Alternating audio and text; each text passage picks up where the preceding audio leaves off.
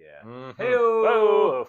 Hi, everybody. Hello. How's it going? We are here because it's Tuesday. That's right. I like your sunglasses. Thank you. I like your I regular like, glasses. and it's weird how I've gotten used to them and now I can't see anything without them. So it's Tuesday. That means new comic books are out, and we're going to talk about some new comic books. What I'm going to do here, though, is yes. scooch this a little bit. Does it seem like we're off kilter? Maybe I can't tell. I don't know. But now it's like when the angle is weird, you look Mhm. like giant. I'm huge. Well, I puffed myself And up then, too. like I gotta get close. I don't know. I don't even know what's happening anymore. Anyway, let's talk about comic books. Is there a facsimile cover You know what? to start us off? There is. Holy And I'm hoops. happy to say it's an interesting facsimile. It's not your run of the mill, boring old superhero comic. Young romance. This is Young Romance Uh-huh. from 1963. Now, Dan, I know this will be. Patrick Bramble says, "Oh, cool. Yeah, Bramble, I know you want this. You got to get that young romance." You know, I was saving this to like announce after I explained the book, but I'm gonna give you this for Bramble. I know you're gonna want this. This cover by none other than John Romita Sr. Ooh, This senior. is work that he did at DC before he became the regular guy at Marvel, Right. and kind of became like created the face. Yeah, you love that guy. That's right. When he was still Hispanic, Senior. Senor. Oh, I don't. Am I allowed to laugh at that joke, Dan? Good times. So tell me about Romita Senior and Junior. Well, He said yes. well, Romita Senior, like notable. He actually just passed several months ago, last year, but notable for being the guy that took over on Spider-Man from Steve Ditko. And Romita's artistic style became the kind of the house style of Marvel Comics in the late 60s and 70s. Okay. After Jack Kirby left, because really everything was built on Jack Kirby style, but then Romita kind of took that and he refined it into this highly marketable, like merchandisable style that became the face of the company. Okay. And so he drew Spider-Man for a long time. He was the art director of Marvel. Like he was the guy that was in charge of art. But before that, he just worked on different comics. This is one that he did in '63 at DC, Young Romance, which incidentally is also a series that was started by Jack Kirby in the '40s, the golden age of comics. Because you might not believe this, Dan. I know we talk about a lot of superhero comics, you know, because that's what comes out a lot every week. It comes out a lot. But there was a time when superhero comics were not very popular in the 40s and 50s. Really? And the most popular comic books were, in fact, romance comics. Really? Which were, yes, they were. And there was a lot of, like everybody. That's news to me. It is, but it's true. This was like some of the highest selling books were romance comics. And this issue, I think I was trying to figure out why this issue is getting a facsimile reprint, other than the fact that it's neat. I love Silver Age comics. Didn't Kirby kickstart the romance genre? That is correct. With Young Romance, he pretty much he established the book and he popularized it. Look, Jack Kirby had his hand in pretty much everything in comic books. We can thank so much of everything in comics. I know things. You know things. Jezebel says special Valentine's Day stream. When is Valentine's Day? It's next Wednesday on the 14th. Wednesday. Oh, so yeah. So that's what I was going to say. This might be it might just be coming out because it's Valentine's Day. Yeah, that would make sense. It's perfect timing. Also, it would. This issue, I think the most notable thing about it, other than having a cover by John Romita, is that it was the first issue published by DC Comics. Previously, it was at a smaller publisher. And I don't know the details of it. I know that DC bought a lot of comic book publishers over the decades. If they couldn't sue them into going bankrupt, they would just buy them.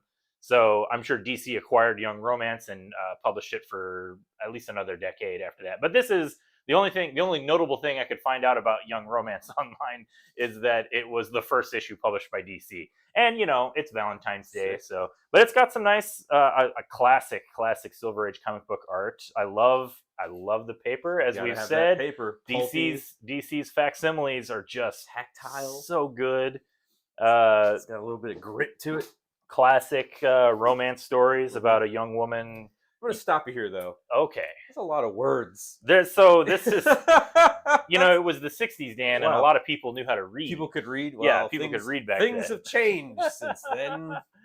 I'll put one on hold for you, Pat, if you want it. There we go. We'll hold it. But, yeah, no, you're right. There is a lot of, these Very books, wordy. You know, a lot of these books, especially the romance genre, it was more like you could consider it more like an illustrated novel to a certain degree. Yeah, that makes Like sense. there's a lot of like it's a story that's being told, and then the pictures just exist to kind of accentuate it, and so it's less visual storytelling. You're correct about that. So there's like 3 short stories, like a lot of them had. I particularly like there's a not a letters to the editor, but a romance reporter. I can't think of Dear Abby. Like, it's like a Dear Abby, and it's like all these letters that are ostensibly. I assume that there's no reason to doubt it, but they're all from young women asking for relationship advice, and what do I do about this? it's interesting because this is in 1963, so there's a lot of like. I'm 13 years old and my boyfriend is 3 years older than me, and I'm just like, oh no. Okay. Yeah. Yeah, cool comic. Perfect Valentine's Day comic if you're into the whole Valentine's Day thing. Some other books that are coming out notable is Amulet. Okay, Dan, I'm gonna have to take these glasses off. Yeah, because I can't see anything. It's just like a black mass with some white. Take the glasses. Okay. We're gonna take. I gotta take these glasses off so I can see what we're looking at. It's like filtering everything out. It's pretty bad. I gotta take my glasses off too. You should, yeah. The whole time. So yeah, Amulet. This is an all ages. I'm actually shocked. Amulet's still going. I heard it's like 8-year run or something. It is. This is the final book, the 9th volume. So it is notable that it's the big ending. I'm sure, Bramble, you read Amulet when you were in grade school like 4 years ago, but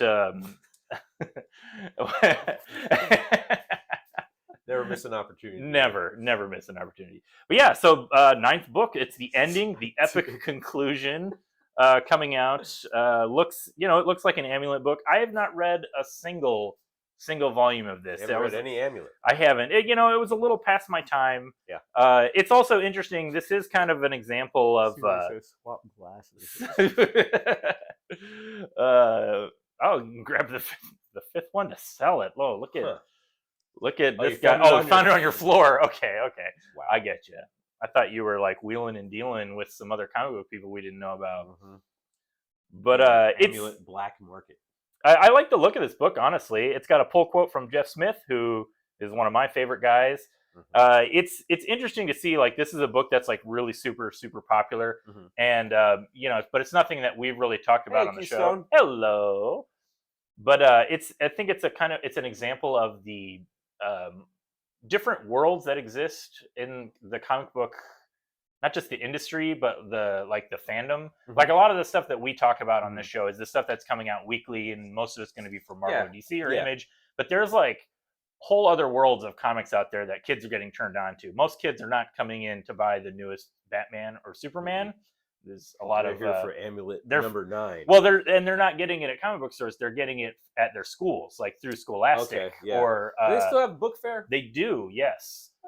Yeah, and that's like comics are doing huge at stuff like that. That's cool. So that's always reassuring. It's always something that I try to keep in mind because, as an old person, a lot of times other old people that read comics. As an old person, I forgot what I was about to say. I'm just going to trail off like an old person does. It's actually how you started on comics. Wow, that's exactly what I'm talking about. Because I do think that there's a bias, a negativity bias for a lot of old people. Because it's like, back in my day, back in 19 something or the other, comics were super popular, and kids were hanging out in the comic book stores all the time and chewing gum and going to the arcade and reading their Spider-Man, Death of Superman comics. And now kids don't do that anymore. And so there's a feeling that kids don't read comics, but they actually do. Like a book like Amulet is selling so much. So I'm just glad that kids are reading. I'm especially glad if they're reading comics, because comics are great. So hooray for volume 9. I don't know anything about this series, but the fact that it's gone 9 volumes is a testament to a good long running series for sure. Did it take him that long to write it? It took 8-9 years to I imagine he'd bring it all back around. He probably had to write and draw it, if I'm not mistaken. So that's just one credit. Yeah. So yeah. So and I can tell you, drawing comics is not the easiest thing in the world. You can ask any artist except for Bramble. He will tell you it is actually really easy. He's just good at it. He's just how good he is. So here's the thing. I have created absolutely nothing. So it's not, why am I giving these guys a hard time? Amulet's great. Buy it. You got the kids, you got the young adults. They're going to dig it. All Buy right. the book. Buy it. Do it for me. Do it for Dan. Do it for Dan. Now on to the stuff that I'm excited to talk about. Gone. Hey, it's by Jock. New series by Jock. I love Jock. We're going to just kind of quickly blast through some of the books that are in my poll. Because there's a huge stack of books here that, this whole month we've been talking about, like, it's a slow month. And this book, or this year, what is old Pat saying? I'm a miserable man sitting in a hole making comics, listening to two old men talking about comics. Hey, that's the comics life. You're bro. living the dream. That's dude. right. You're right where you're supposed to be. Yeah. Gone is a good book. Jock's a great artist. I think this is definitely a book. He's true. Susie is also working on her pages. Hopefully, getting them done. Wow, this is like a whole artist reunion we got going on Death here. Orchid, what is it? What was that thing? It's the big, the Crypt Orchid. Oh, yeah. I'll show you later. I think I like this Gone book because it's published at a huge size. As you can see, it can't even fit. That's a big old boy. Big old book, but I think it's definitely something you read. No one knows what I'm talking about. No one's watching this.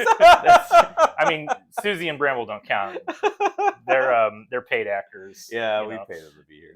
They're plants. What's Gone even about? Tell me that. It's a science fiction book. We talked about the first issue that came out many months ago, and I'm disappointed that it took so long. Oh no, she's also a paid actor. But yeah, it's about a kid that stows away on like a space yacht full of rich people, and then they're trying to find her and track her down. Remember that? Yeah, I do remember that now. Yeah, it's really cool. I love the art. Looks really good. Lots of like cool character designs and colors. Like I like the contrast of like the muted spaceship life, and then like whenever like something chaotic is happening, just bright. Yeah. So it's a good book. Issue 2. Highly anticipated. I think people have been waiting for this for a while, so glad it's finally here. A little bit. I forgot about it. Exactly. It's been so long you forgot about it. Yeah. Another book that's one of my favorites, Kea. Just want to reiterate that this is an excellent all ages, like true. Oh, look at this. This is the first I flipped through it. I haven't read it yet.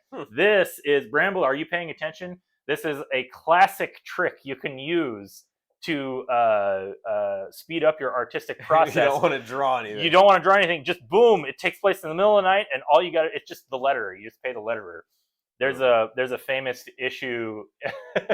Yeah, keep that in mind. There's a famous issue of, I think it's Alpha Flight by John Byrne, and it takes place in Canada. And there's a scene, like several pages, that take place in a blizzard, and it's literally just all white with like exactly like this with the dialogue bubbles. Amazing. Yeah. There you go, Susie. We just saved Susie some work as well. There you go. Yeah, just remember that. Turn out the lights, and you can play it up as a joke, but also, don't have to draw like 2 or 3 pages. But yeah, I love this comic. Excellent, fun adventure, all ages, cool characters. I love the designs. Bill Amend. You're right. He would do this. Bill Foxtrot, right? Is that what I'm? Yeah. Oh, she said Foxtrot. I guess I should read the whole comic. Read the whole comic. He's still not sure how streaming works. I need Dan to like read the comments for me and like point in the direction of where I'm supposed to be looking. It's right there. It's right in front of you. Let me get my peepers so I can read it on the screen. Okay. Like, if you can't read something, you have to open your mouth like that. Great. I'm very attractive. Another book in my poll that I've been waiting on. Once Upon a Time at the End of the World. This is a post-apocalyptic romance story, also in keeping with our Valentine's Day theme. Yeah. It's written by... If we're being honest, that describes my marriage right now. Does it feel like the end of the world a little bit? All right, enough of that. My wife might be watching, so I can't make any comments about my marriage. This book is written by Jason Aaron. It's pretty good. So it's told in 3 story arcs, and each story arc has a different artist, and this final arc is by Nick Dragotta, and I like Nick Dragotta a lot, and it has been just a solid series. I'm looking forward to it finishing. It'll make a nice like 15 issue complete omnibus, I'm just going to ignore that comment. I do have to be careful about which pages I open to because it's an adult it's book. adult book for sure, as opposed to Amulet. This is definitely an adult book, but a good book. I do. There's some shenanigans going on. That's there. right. I do recommend it. It's like it just tells the story of a relationship at the end of the world. That's cool. They fall in love, they fall out of love, they meet each other again, and then also there's like gangs of Mad Max style slave monsters trying to kill everybody. Yeah, pretty wild. Yeah, so 20, what else? So it's like maybe like 2 years down the line. I think, we'll be there. It's gonna be rough. Another book in my poll, Shazam. We'll still do the stream. Well, we will. As long as there's comics coming out, That's our Friday night. Our Friday, yeah. Sounds like prom night. So this is another interesting thing. I don't think I talked about this last time, but DC has started doing this. They started doing. So I've been getting these variant covers for Shazam, and I have complicated feelings about variant covers, but I love that these variants are by Chris Samney, one of my favorite artists. And DC started doing this where they're putting the variant over top the regular cover now, which is it's an interesting decision. It's like it's just actually just a second cover. And I wonder, first of all, I'm kind of curious if they've used this opportunity to sell twice as much ad space, because now you have like ads one on big page, right? But it's all just house ads for their own books, so they're not really selling anything, I don't imagine. But anyway, the point is, it's neat, and also it's something that I appreciate that because their variants are usually like $1 more. Like most books will be, the regular book will be $3.99. Yeah. Oh, it even says So there's the regular book is $3.99. I don't know. You probably can't see it on the screen. It's actually pronounced Somni. Oh, is it pronounced Somni? Is that correct? I've met Chris Samney, and I never actually asked him how to pronounce his name, so I just assumed it's Samney. I'll take your word for it, Bramble. You would know more than me. But anyway, he's awesome. We can both agree on that. Say it right, bro. Look at this guy. Look at Shazam. You know what? Talking about mispronouncing names. That's what happens when you don't hear names, and that's something. Yeah, you read it when you read it, and so we're just doing our best, For like my entire life, I've been referring to Neil Gaiman as Neil Gaiman, which I actually think is a better name because I like the guy and man together. Man like guy. it sounds redundant, and that makes it funny to me. Like Brett Mantooth. Yes. Spend the extra money on those incentive variants. If they also contain the regular cover, I might be more inclined to do that. I'm just saying. I'm only here to buy $15 comic books. That's because you spend that extra money, that you're paying for quality. That's true. You can't argue with that. Yeah, no, that's great. No, Susie, I will not. They will stay in my pool where they belong. Excellent. Well, gosh, I don't even know what else to say here. That's Shazam is awesome and has dinosaurs and tuxedos. Boom. What else do you need? Like it's great. Lots of fun. We gotta chug. We got this huge stack. Gotta chug through these. Yeah. Conan the Barbarian. This book has been consistently great. Written by Jim Zub. Just classic Conan. I haven't really enjoyed Conan comics this much. I don't know. In a very long time. I will not like the Marvel Conan, I should say. Careful. Oh yeah, sorry. Conan is an adult book. Well, that's the part of the appeal of it is that it's not at Marvel anymore, so they don't have to tiptoe. They don't have to hold back, so it goes full Conan is what I would describe it as. They give you the full Conan. That's right. They give you the full Conan. You know what I mean? It's good stuff. But yeah, a lot of people have been really hyped about this book and talking about it. So it's not just me. I do think that a lot of Conan fans, Conan hasn't been this good since since Schwarzenegger. The whole. You know what? That actually lines up. Since around that time of that movie, yeah. Yeah, add Conan to the movie list. Absolutely. Ooh.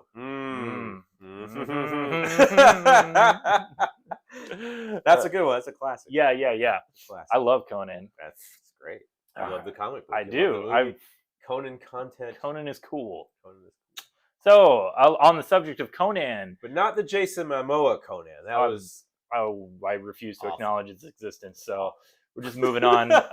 If Conan isn't enough barbarian bloody comics for you, there's Bloodrick, which we talked about this the last time it came out. I love that the title is like a death metal title, but then in parentheses, so you can read it. So you can That's read nice it. of them. It's very polite. But this is another one where I have to be careful about which pages I show because it's really violent. Very violent, it's very actually bloody. just like really bloody and Yeah, gory. it's called Bloodrick. You know what? It's about a barbarian guy who's just getting into just gets into bloody shenanigans. That's a good way to put it. Bloody Just what it says on the shenanigans. tin, yeah. There's a little bit of Oh, creepiness that's pretty for you. cool. Yeah, there's a lot of great imagery in this. I've been there. This is where I had my wedding reception. Amazing. So I think I talked about the last two issues. I think the story is pretty light. Like this is a comic that's definitely you read this for the art. And like I said, I gotta be careful about how much I show because it's like really intense in some places. But it is really, really cool. And it's just these 3 issues. So it again will make a really nice collection when it comes out. Just a solid Bloodrick Bloodfest. One more to add to my collection. That's right. All right, another book. Hey, Beneath the Trees Where Nobody Sees. This book has been amazing and Which really issue is popular. this? This is issue 3. Okay. But if you missed issue 2, boom, second printing also comes out tomorrow. So they've been doing a good job of every time a new issue comes out, they do a second printing for the previous issue to help people keep going with it. That looks cute. It's very cute. I think you'll actually really like this. It's basically Dexter, but with cute animals. And it's about the main character is a serial killer who lives in a small town, and then somebody in the small town gets murdered, so she has to solve the mystery of who the new serial killer is. But it's like the art is just great. Like I love this art style. It's like something you'd see in like a children's book. It is. It's very much done like the idea. That's the idea. Yeah. True crime solved. Exactly. True animal crime. True animal crime. Yeah, right. Better than with talking cats and mole maybe. He looks molecular. Some kind of a varmint. Mole-like. But yeah, in this issue, like the plot kind of moves forward. It's just a 4-issue series too. This is issue 3, so we get like kind of a big reveal at the end of it, which I won't spoil. But excellent. just real quick, just read it. Just read it to everyone. But yeah, no, excellent comic. I highly recommend this to everybody. And like I said, also we've got the second printing of issue 2, so it's just really, really good, easy to keep up with. Highly recommend. Boom. Also, Detective Comics, Pine. More true crime. Pine and Merrimack. We talked about issue 1 when it came out last week.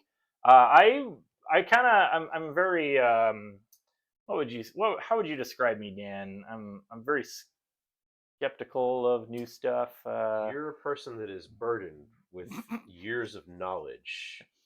And when something comes out that maybe feels familiar to you or retreads familiar territory, you're like, okay, I've kind of been here before. What's it going to do that's exciting or different?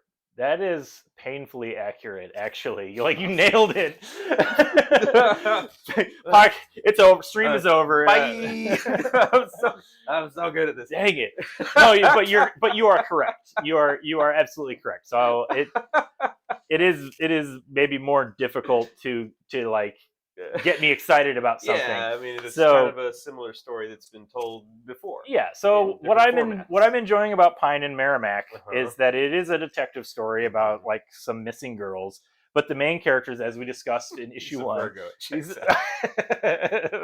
I don't know anything about astrology, but I love that the main characters are a husband and wife team, and I love that contrary to standard detective stories, they have like this great healthy relationship. They have a good relationship. Yeah, it's kind of a twist. It is. Well, it is. It's funny that's the twist, though, that they get along. But it is funny. But like as a result, it creates this interesting tone in the book where it's like dark subject matter, right? Like we're talking about people getting murdered teenage girls getting kidnapped for nefarious purposes. Yeah. But then there's kind of this like charm to it where you see like the writer Kyle Starks kind of goes out of his way to write these little moments where you see their marriage, and it's just like I said, it's like the charming whenever you see like two people that are like just like In really sync. in sync. Exactly, right.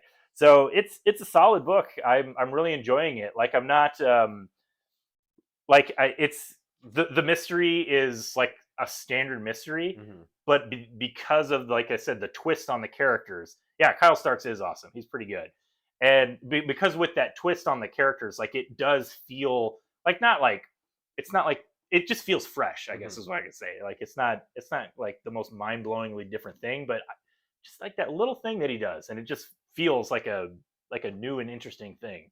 So yeah, it's good. I do recommend it. Art is really nice too. I haven't really talked about it That's too cool much. art, yeah. By Fran Galan.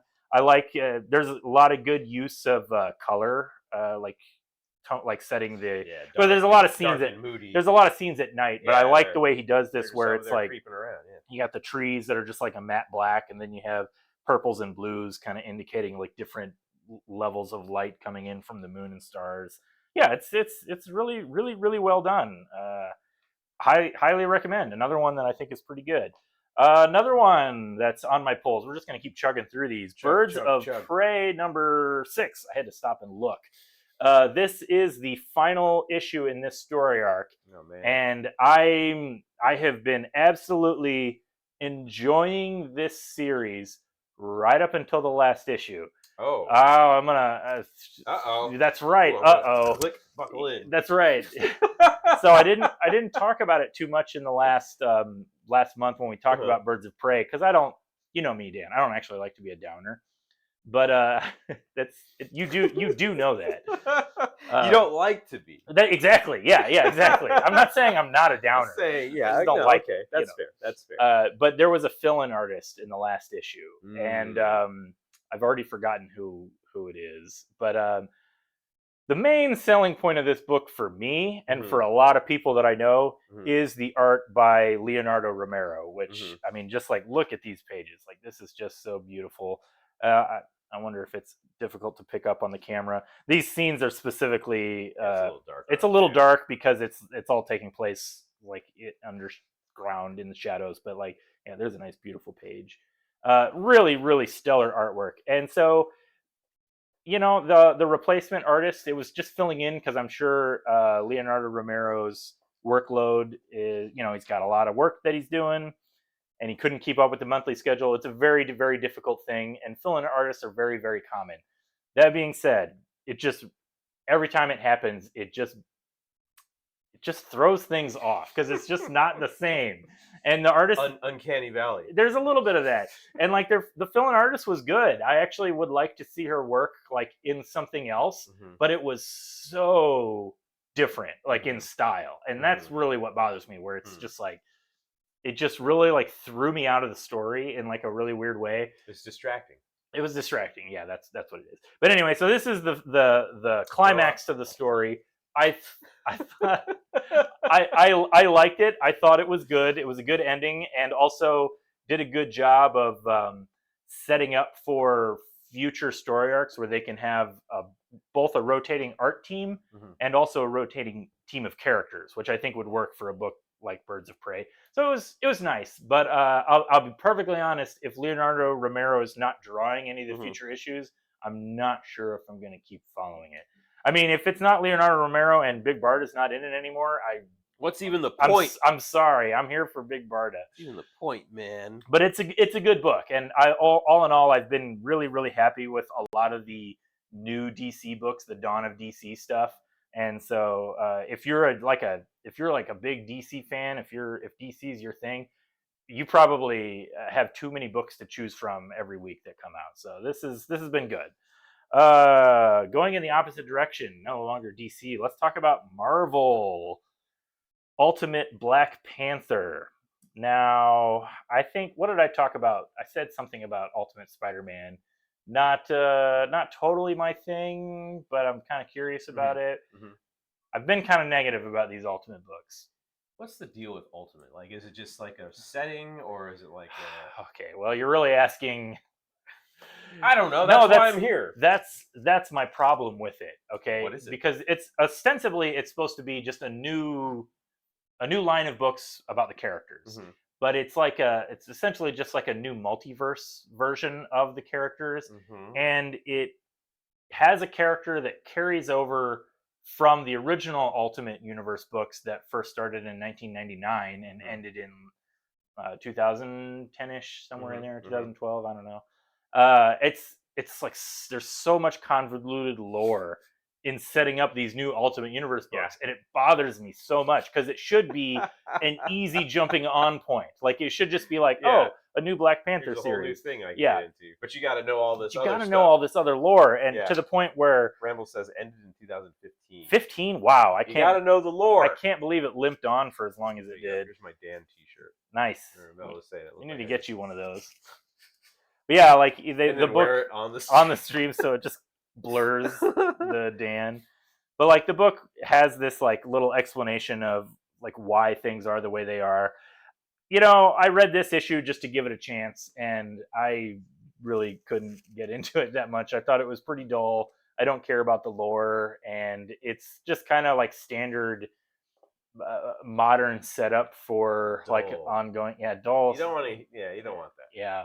I hate a new universe being bogged down by a bunch of don't worry about it. Yeah, and that's kind of my problem. Like if it's new, it should be new, but there's a lot of like why are things the way they are? Oh, because of these like previous 6 books that, just don't think about it too much. Yeah, don't think too hard. And so that bothers me. But yeah, just there wasn't a lot for me to latch onto.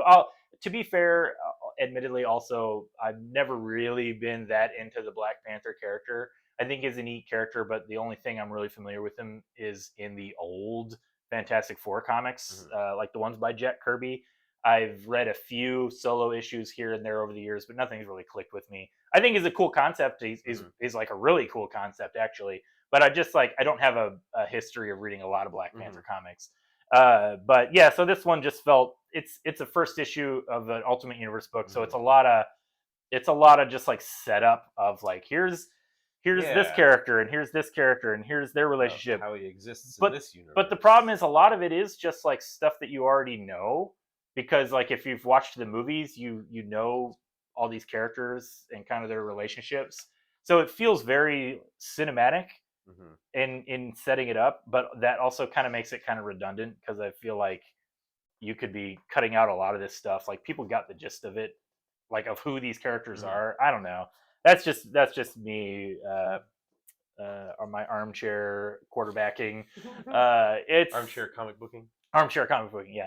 Whereas like I think I'm gonna stick around to check out the second issue of Spider-Man just to kind of see if Hickman can do something interesting with that.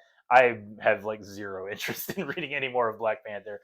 It's not by Hickman, but it feels like somebody that's trying to do Hickman, and that just like I barely like when Hickman does Hickman, so I'm not that interested in somebody else doing Hickman.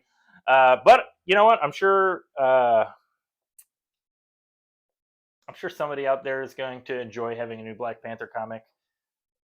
That's I'm trying to be as positive as possible. Next book. Oh, I picked this one out. Oh yeah. I picked this one out for you, Dan. That's Mace sick. Windu. That's a sick cover. I like that. It's pretty nice. You know, I would have never thought that they could make an interesting comic about the most boring Star Wars character ever, but here we are. Jessabel says, I don't read Marvel DC. Is there a lot of overlap in the comics and the MCU, like tie-ins? That's like all. Oh yeah. That's like what all comic books are, like Marvel. Actually, DC's done a better job of it lately, with kind of keeping their books segmented. But like Marvel's comics, like everything is constantly like it crossing over and like being interconnected with their story arcs. That brand synergy, exactly. And that's kind of what the ultimate universe is. It's ostensibly it will be easier to follow than the regular Marvel universe because there's only 3 books. It'll be Spider-Man, Black Panther, and X-Men, which has not come out yet. But I'm sure it'll expand as it goes on. And you know, that's like there's a lot of characters. Like I didn't even really talk about the story in Black Panther, but the antagonists. It's true. The antagonists are set up to be Moon Knight.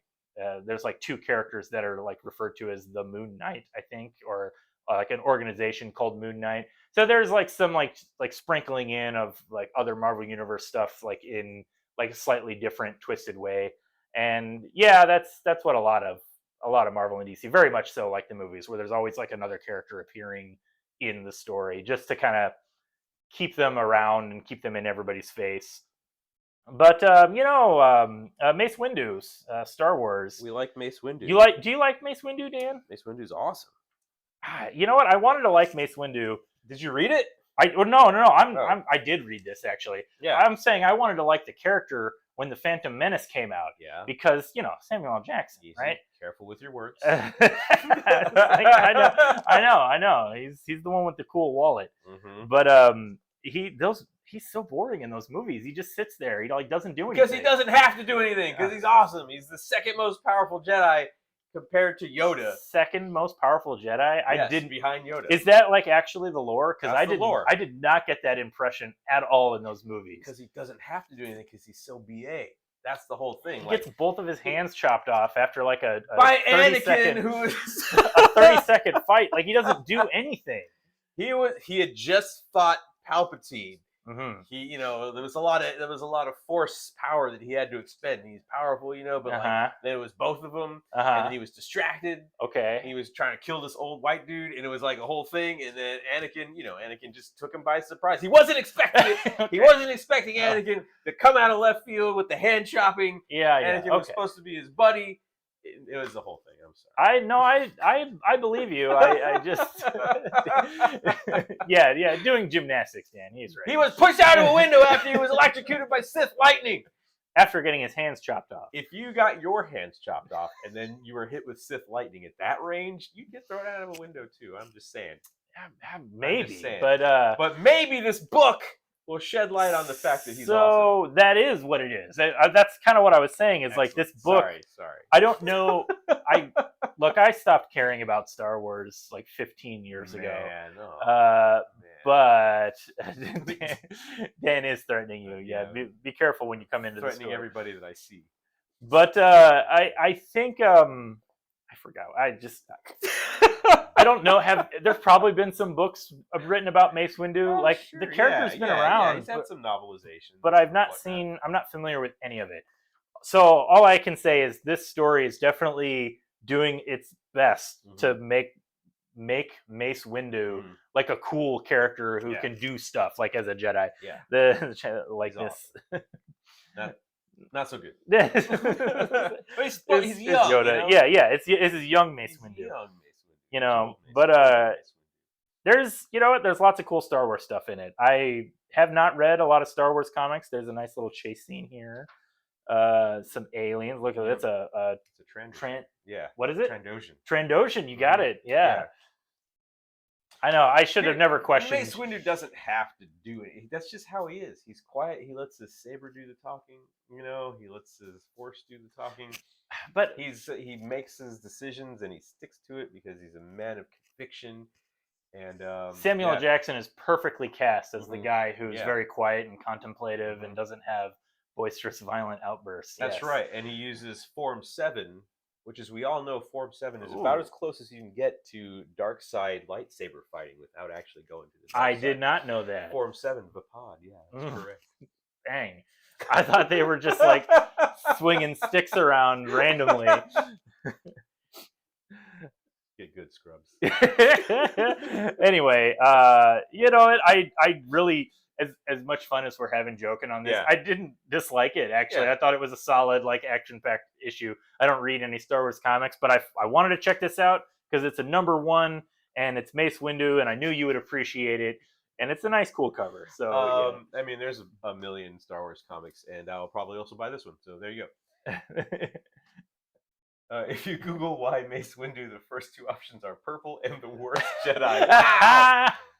You know what? Well, he didn't do a good job of crowd here. I guess to be fair, none of Sidious fooled all of the Jedi. He even fooled Yoda. But just feels kind of ineffectual. That's just how powerful Sidious was. It's like if you right now chopped off my hands, I wouldn't expect it. Because I trust you. And he trusted Anakin. He trusted Anakin. Wow. Enough.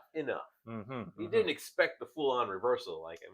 Nobody expects it. No, but Well, I expected it because that's what the movie was about. It was a prequel. Padme. Make you do some crazy I stuff. I don't have much to say to say about Star Wars or the prequels. Thundercats. Had me though. Let's talk about Talk about a cartoon that I used to run home from school to watch. Okay, good. Because that's what I wanted to ask you, because I remember Thundercats from when I was a kid. I remember watching the cartoon, but I to this day I could not tell you anything about the characters. I remember Lion-O and I remember Snarf. There's Chitara. Yeah, and Tigran, something like that. Tigra. And Panthro. Panthro's not. Oh, there he is. Where's yeah, Panthro? he's driving the vehicle. Like you can't see him. Man, how are they not giving Panthro any love? He's been demoted to the chauffeur. That's I mean, messed up, he was always the guy driving the vehicle though in the cartoon, right? Wasn't he? But Chitara. We all like Chitara. But I don't know if this is a controversial thing to say, Dan, but in the pantheon of 80s cartoons that are commercials for toys, my top was always G.I. Joe. Sure. And then Transformers. And then kind of He-Man. And then Thundercats is probably like lower. I don't even know if I'm comfortable saying 4, because like there's other ones that I remember watching, but I don't remember them that well. Susie says, "Mr. I'm not a furry killer." Yes, exactly. We know why you like. We'll talk offline about that. But yeah, so I didn't like Thundercats has some cool visuals. Like I remember the glove, like he had the gauntlet, and the sword. That's like all I remember. J. Joe being your top does not surprise me even a little. that was cool. Yeah, Mumra was the dude. Mumra was the villain. Yeah, and that guy's cool. So I couldn't ever figure out like what like Thundercats was. Like we've made fun of the Transformers for having a silly concept, but it's really easy to understand. It's just it's cars that turned into robots. Yeah. Boom, that's all you need. But these are animal people that fight in a fantasy land. Okay. Against Mumra. Against Mumra. All right. So here's the cool thing about this that I remember the most. If you could flip it back one. Yeah. If you could draw this when you were in grade school, you were like a god amongst everyone. That is like the coolest symbol. I'll give them that. That's one of the coolest icons, whatever you want to call it, ever. It's fantastic. So it's so good. It's so cool. I actually wish I still had it. I would have worn it today. I had I have a huge collection of concert tees, of T-shirts I bought from concerts. Yeah, I know what a concert tee is. Many. Well, I'm explaining it for some of the younger people in our audience that don't know what a concert is. Yes. Many years ago, I saw the band Real Big Fish, and they had a T-shirt that had this symbol on it. It was just straight up that symbol. It was reversed though, and then the band name in the font of Thundercats, and it just said Real Big Fish. And I bought it, not even really caring about Thundercats. I was just like, "That's cool." That's awesome. Yeah, I recognize it obviously as Thundercats, but and I was like, "That's cool." But then I gave that shirt away to somebody else because I don't really listen to Real Big Fish anymore. Yeah, no one does. But they got their one hit, from whenever. Yeah. But anyway, Thundercats. So this is. I think the other big deal about this, out of everything that I had all the other ones I just listed, like Transformers and G.I. Joe and He-Man even, they have all had comic books over the years, and in many cases, like G.I. Joe and He-Man actually kind of started as comics first. Yeah. And then to sell the toy. Yeah, exactly. And then they were like, wait, it'll be easy. We can make more money by making a cartoon. That'll sell the toy even better. Whereas Thundercats was just the toy in the cartoon. I think, I might be wrong because I don't actually know much about Thundercats. I think this is the first Thundercats comic book, which is why it's got a little bit of a hype around it. Because like people that like Thundercats, this is the first time they're getting a Thundercats comic. Is that camera a little blurry there, Dan? It could be. Just see if it'll autofocus. Stop moving it so much. Stop jostling it. But it was if you're into Thundercats, I can see why you'd be really excited about this. I thought it was give it a little sharpness. There you go. A little sharpness. There's kind of like this issue is mostly just like explaining the premise. There's some of Thundercats. So that's nice. It was a really, really quick read, like a little quicker than I expected, honestly. Well, the next page he says, "Oh, thunder." I mean, I don't want to spoil it, right? Do it. Oh, yeah, that's awesome. So that was like I used to say that all the time. Oh yeah. Like when I remember playing, and everyone would always say "ho" like all the time. Like that was just like what kids said, and it's well, and that's kind of what makes it so interesting to me. Because like I said, I never really like cared that much about Thundercats, but I did watch it, and it's all those little things stuck with me so much. You know, the Thundercats ho, Snarf, you know, being a Snarf, a little snarfy Snarf. It's like this little yeah. But so yeah, I'm curious. I'm kind of curious to see what they can do with this Thundercats comic. Where's it gonna go? Like, is it? Well, because we've talked about that before, like stuff that's just like a licensed out idea. But I do feel like there's a little something here because I think fans at least, have been wanting a Thundercats comic, a grown-up Thundercats comic. Yeah, although I will say it doesn't feel like that, which is I kind of respect that they're.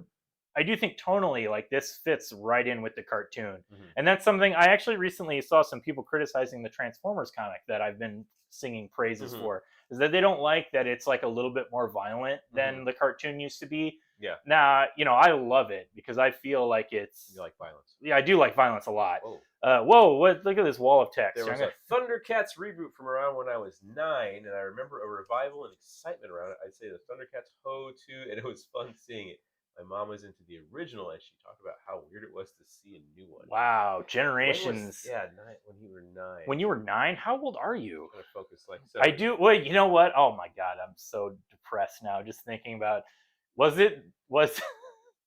I do remember recently there was a Thundercats reboot, and it was all like kitty, like a Teen Titans Go style animation where it was like super silly and 21.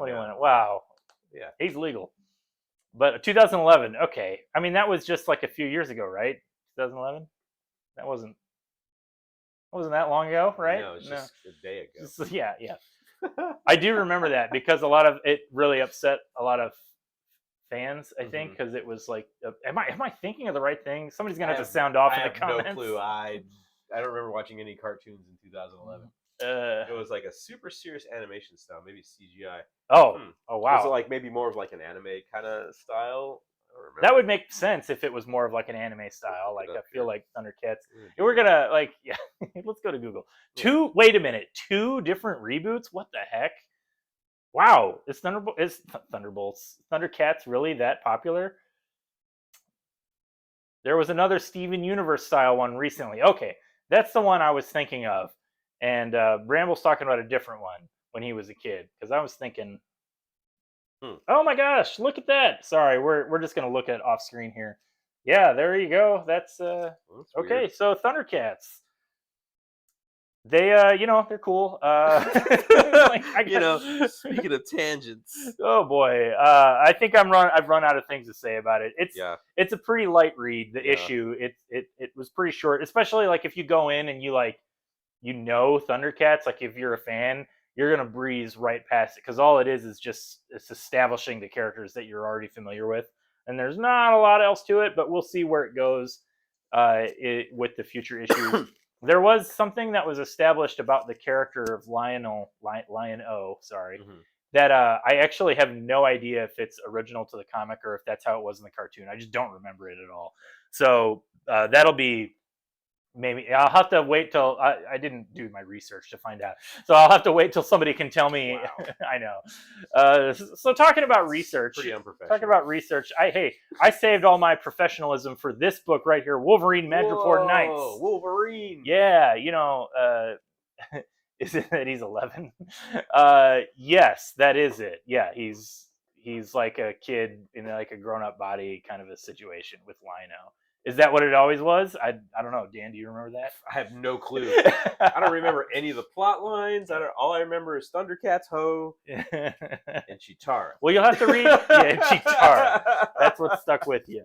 Well, you'll have to read the comic. Yeah, and I probably will. Yeah. He's like a child. Oh. Okay, so that was it. So they're just establishing the characters, but it was neat. I didn't remember that from the original cartoon I don't remember any of it. at all.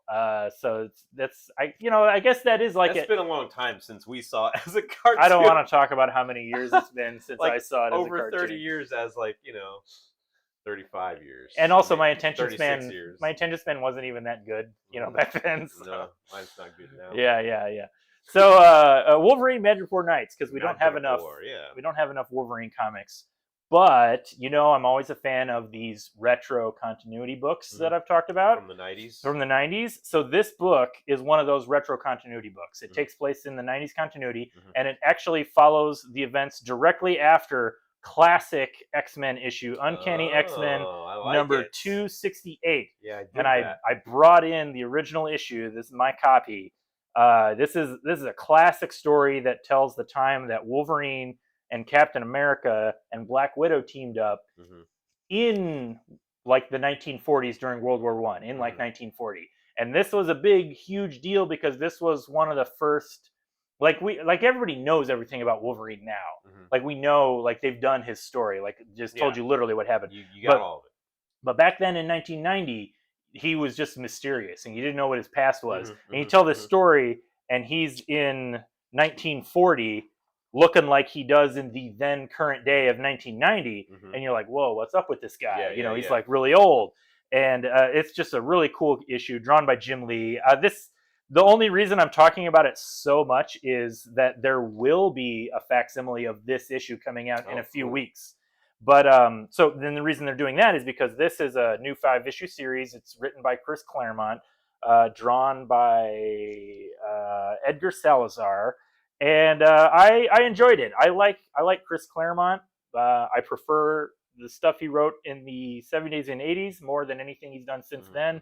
But it's nice and refreshing to get like a classic comic book feel.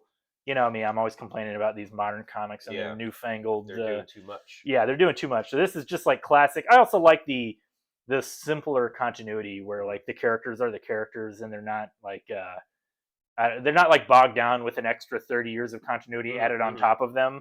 This is mostly. Does his hair just grow like that? So does he do it? Do they address that? Does he do it like that? He does. It just grows like that. It just grows like that. It's however his hair looks is really up to artistic preference. And because like the reason it is the way it is, like with that triangle spikes, is really more of a like an artistic evolution of how he was originally depicted by Dave Cockrum.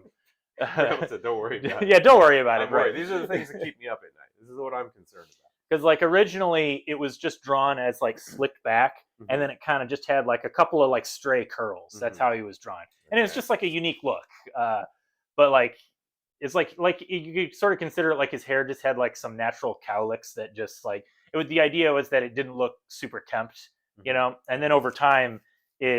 People kept they like to draw Wolverine more, and they kept getting bigger, and then you get some comics from the late 90s where it's like his hair, it's like a weird afro, like it's like really long and stringy but also sticking straight up. It's insane. Susie says we could totally style your hair like that. You know what? You're not the first person to say doing that. Watching movies, we're styling my hair. We're gonna eat popcorn. We're gonna tell secrets. I can't. I would make a good Wolverine, except I'm too tall, like Hugh Jackman. He's supposed to be short. Wolverine is 5'5", not 6'3". I'll die on this hill. I absolutely will. And that's the other reason I like this. Is a classic Wolverine story where he is like a short little runty guy, and it's just Wolverine and Captain America fighting ninjas. It's cool. Yeah, I like when you get to fight a ninja. That's right, and like Wolverine going nuts. This was the era. Like I said, it's the era where nobody knew anything about Wolverine, and he would go into his trademark Berserker Rage, and that was like his thing, his Berserker Rage. Just like classic cool comics. I highly enjoyed it. I don't want to like say, I don't know. It's one of those. Do you have? He's a short, ugly, hairy freak. Exactly. Thank you. I agree. Who are we talking about? He's talking about you, Dan. You can't be talking about me. I'm the tall one. Yeah, you're too tall. But do you ever have those things where like you like them like on a personal level where you're not even I don't even want to necessarily recommend it to people because like I don't think it's I can't vouch that you will like it on the same level that I do. Sure, like yeah. my love for it is Everything so that I like is exactly. It's like so specific and personal. Yeah. Like this comic, it's like one of my favorite comics from 1990. It's just like going back and doing another story in that by Chris Claremont, the original X-Men writer. I think it's really, really great, but I don't even know if I feel comfortable saying other people would like it because check this out. Yeah. It's like under all these specific conditions is why it's one of my favorites. But that being said, a lot of things. yeah, that's true. That being said, I do recommend it to everybody because it's cool Wolverine, and I want to bring back classic Wolverine. We need more classic Wolverine. None of this James Howlett stuff. Right out. You don't even know what that means. All right. Hey, it's a Valentine's Day Godzilla. Final issue, keeping with the Valentine's Day theme. We started off with the love young romance book, and we're going to end it with Godzilla Valentine's Day special. Yeah. Now I always ask a coworker to pick a comic off the shelf for me to read. Yep. We asked our good friend Celeste. She often gets to pick the books that we read because she's usually the only other one working with me. Right. But just be on the stream, I think. You know what? One of these days we're gonna get her in here. But this cover, this is the B cover. This is just a one-shot story they put out for Valentine's Day. I really like this cover. I have to admit, like it's really cool. I like this shot of her, and then she's got the heart glasses. It's difficult to see on camera, but in one frame is her love interest, and then the other frame is Godzilla, and they're both framed in the hearts. Another thing that I feel has to be noted: this artist, this cover is drawn by an artist whose name is Valentine Smith. Whoa! Unreal. Wow. The Valentine's Day special with a cover by Valentine Smith. I feel like I almost have to buy it just for that. Can't get much more on the nose than that. And that's probably the nicest, greatest things I will say about this issue. Other than that, it's fine. It's like it's all downhill from here. It's a cute little like love-hate relationship where the main character she becomes like an independent journalist almost, where she's following Godzilla around, and then this other character is part of the EDF, the Earth Defense Force, and is always having to like rescue her and stuff. And so that's how they sort of meet. That's how they meet. They have their little meet cute at a Godzilla aftermath where she gets trapped under rubble, and then it's just they have this like it's a hate like they're enemies, and then at the end they have to admit that they love each other. Spoiler alert. I think the art is. Or, you mean to tell me this is a Valentine's Day book where people fall in love? That is what I mean to tell you. And it's a perfectly cute story, is how I would describe it. The art is perfunctory, but it doesn't really wow me. And maybe that's just because I've been spoiled by the perfunctory. It's I think the kids today would just say basic. I mean, it gets the job done, but I don't. It's the kids do say mid. That's right. But some of them do. I don't know if that's a word. I heard it once. I heard a kid say that. I said it just now. Yeah. Well, you are a kid at heart. So you know what? As far as Valentine's Day things go, it's a book. You know what? With Godzilla. It's got Godzilla in it, so it's actually got many monsters in it. There's Mecha Godzilla right there, because it takes place like over the course of several years. Yeah. Because she keeps following these things around and getting in trouble. Exactly. Yeah. But I really liked the cover. That's most I can say about it. But I will, I'm going to put on my cool glasses just like in solidarity with. They're not hearts, they're stars, but Yeah. Love it. Boom. We did it. We did it. We went almost the whole hour. We did pretty much the whole hour. We're killing it. Big there was a lot of books today. There was a lot of stuff. Yeah. So there's going to be more Valentine's Day books. I'm going to guess next Tuesday, probably. Maybe. Probably. I mean, next Wednesday is Valentine's Day. Valentine's Day themes. I'm kind of surprised that these didn't come out on Valentine's Day, but it's sometimes it's tough to get those scheduled. We'll figure it out. Anyways, that was a good show, and so go ahead and come on down to Fantasy Books and Games and grab some comic books tomorrow, where they'll all be on the new wall. And it's not just superheroes; there's something there for everybody. So check it out. You're gonna find something you like, and we'll see you on Tuesday. Yeah. Let's do that. Bye.